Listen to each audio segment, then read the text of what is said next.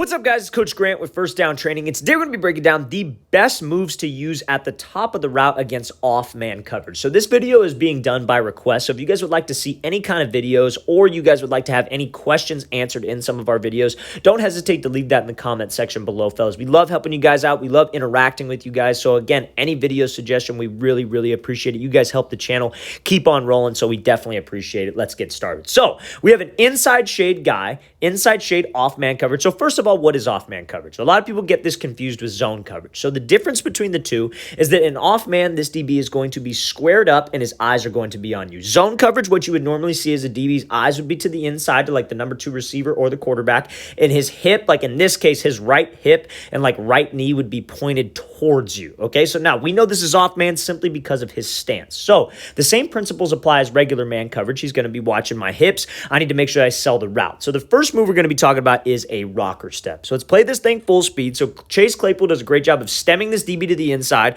working a rocker step, and getting some separation on this out route. So let's talk about why this works. So DB's lined up inside shade for a reason, right? His whole goal is to protect this. He does not have any help to the inside. I think off-man coverage is not a smart coverage to play in. I think the only benefits that it has is prevents, offenses taking deep shots in man coverage. Maybe they don't have the best guys in press, but I think it's very easy to beat if you understand what a DB's trying to accomplish, right? So DB's lined up inside shade. He's trying to force you outside. The sideline is his help. We always have to think about where's the DB's help, right? If he was an off-man outside shade, he would have safety help to the inside. Nobody's going to play off-man outside shade unless they have help inside and they're okay with you just running to the inside right now, right? And chances are you normally won't do that. So when he's inside shade, what Claypool does is he starts to attack his leverage, right? So when we attack his leverage, this DB's going to keep his leverage, right? Because his number one goal, do not give up the inside. So you square him up. A lot of people think that a DB will just backpedal. He's going to weave and keep his leverage. This DB probably could have kept his leverage a little bit more, but when we're running an outside breaking route, what do we think we're going to try to sell? We're going to try to sell inside breaking route because I want to give my quarterback plenty of space for me to accelerate out towards the sideline. So a rocker step does that. So he gets up into this break. He goes 1, so that's the first part of the rocker step. So a rocker step is a 2-step break. It's not just you taking one hard step at the top of the route. It's a 1-2, right? And so that 1-2 has to sell the inside move because like we said, off-man coverage is still a form of man. So where is the DB's eyes? DB's eyes are on the hips, right? We did a training session this past weekend and I asked that question about 1,000,000 times and not everybody answered with hips. It's always got to be hips. Where should the DB looking? It's hips. It's not anywhere else. It's not at your eyes, not at your feet, it's not at your body. It is at your hips. That is where he wants to look. So I have to sell this route, and a rocker step is a great way to do that because the first step shoots you into the second move. You see how Claypool's hips and shoulders are able to turn, but he's able to put the brakes on with that step. That's what gets you open. That heavy 1-2, throw your hips and your shoulders. That's what moves the DB off the platform. And guess what now? I have all kinds of space to accelerate out of the route and for that quarterback to lead me and throw me open. So one of the best moves that you can use.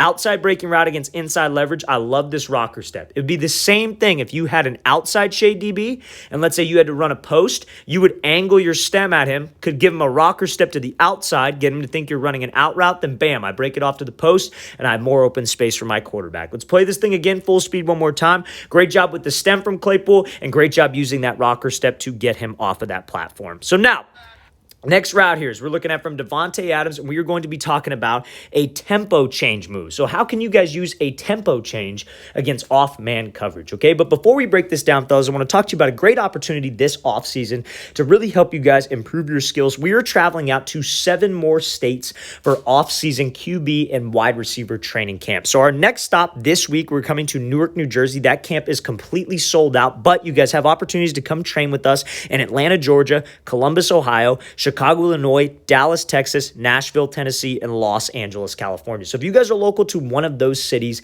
and would like to come get some work in with us, check out that very first link in the description below. They are 2-day long camps, so it is a lot of work. Guys are dead tired after they get work in with us because it is 4 hours each day, and we are going to give you guys a ton of information, a ton of value, and a ton of things to help your skills improve, okay? And now, a lot of people ask us how many guys you're going to be taking on at this camp. I don't want to go to a camp where there's 100 kids out there, and we're not taking taking 100 kids. We're limiting spots to only 10 to 12 guys per position group. So you're going to be in a group of maximum maybe 12 kids. So you're going to be getting a lot of reps, a lot of one-on-one coaching, and we will have DBs out there for the wide receivers to work on one-on-ones and half-line concepts. So check out that very first link in the description below, fellas, if you guys are interested in one of our off-season training camps.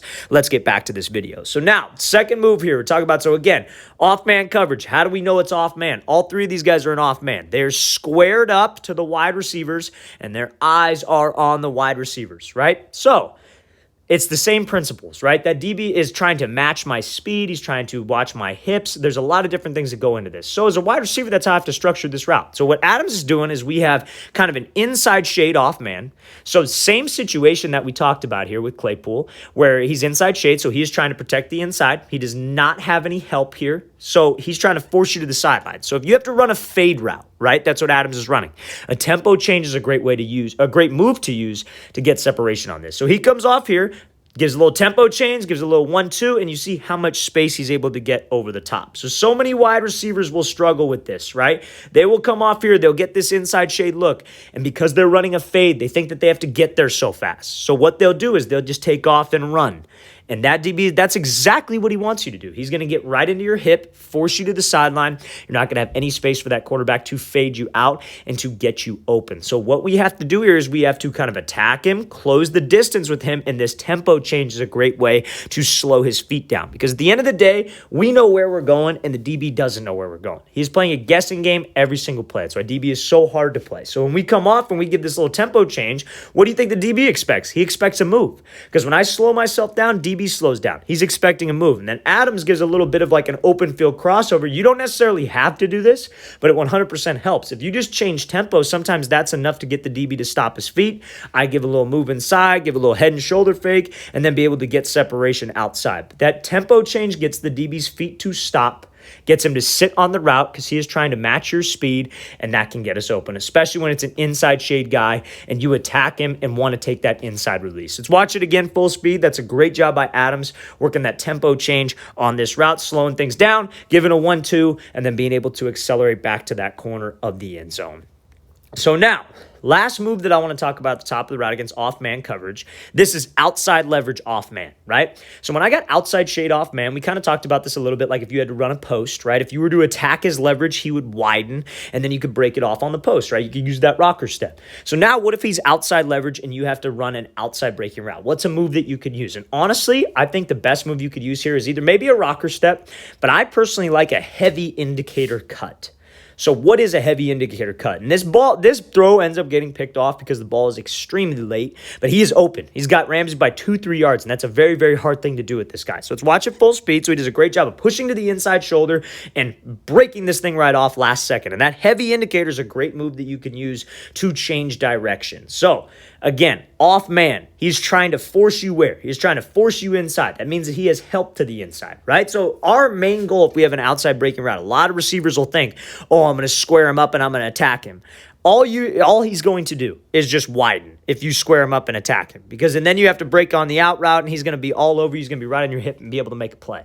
So what you have to do is you got to attack the inside shoulder. Because if I attack the inside shoulder, that might get him to think fade. That might get him to think post route because still, it's pretty much man coverage. So if it's still man coverage, because how do we know that it's man? Eyes are on him and he's in a squared up stance. How do we know that it's man? That's how. So we have to make sure that the same principles apply. I need to be selling fade. That means I need to be running fast. It means I need to be in full stride. My hips and my shoulders need to be committed. I need to be pumping my arms. And I need to break this thing off at the last second, and that's that heavy indicator cut. So that's exactly what Brown does right here. You see, heads down. He's in full stride, full stride, full stride. No change in his pad level, no change in his stride. That's what you guys have to understand. So many wide receivers don't get that. They will get up to the top of the break, and they will start to chop down, then break. As soon as you chop down, he's sitting on it. So full speed, we got his hips to open up because we were selling fade until the last second, and that heavy indicator cut is how I make that change of direction. Now, a lot of wide receivers struggle with this heavy indicator cut because they don't have ankle stability, knee stability, or leg strength, and that's why you need to emphasize those three specific things with any kind of gym workouts that you do, any kind of on-field training that you do. Leg strength is so important for wide receivers because you can just tell. You have a wide receiver come out to a workout, and he's got these real skinny legs, he's not going to be able to break going full speed. You could just tell And some guys, then you could see some guys, they got fully developed legs. They've been hitting the squat rack. They do a lot of one-legged stuff. And that's when it's like, okay, they could break going full speed. They can make the breaks that it takes to be able to get separation on a talented DB like this. And that's not knocking anybody. That's just saying what you need to improve on to be able to make this heavy indicator cut. So that heavy indicator cut is a great move to use when you sell vertical to the last possible second against an outside shade, off-man coverage DB, and you were trying to slip back underneath. Let's watch the thing again, full speed one more time. Great job by Brown, pushing vertical, attacking that shoulder, and then breaking this thing right off to create some separation. Obviously a late throw, but if that ball is thrown right about now and he puts this thing right here, that is a different story, and A.J. Brown's got about a yard or two of separation on one of the best DBs in the game by using that move. Watch it again one more time. Great job hitting that foot right in stride, selling vertical till the last possible second. All right, fellas, I really want to thank you for watching. I really appreciate it. If you guys have any questions at all, don't hesitate to leave those comments in the comment section below. We always appreciate the feedback, and it's always awesome to hear from you guys. And again, fellas, if you guys would like to come out to one of our 7 off-season training camps, again, Newark, New Jersey camp is completely sold out, but we're also coming to Atlanta, Columbus, Chicago, Dallas, Nashville, and Los Angeles. We'd love to have you out to one of our camps, fellas. 2 whole days, 8 hours of training. Check out that very first link in the description below. I'll see you guys next time.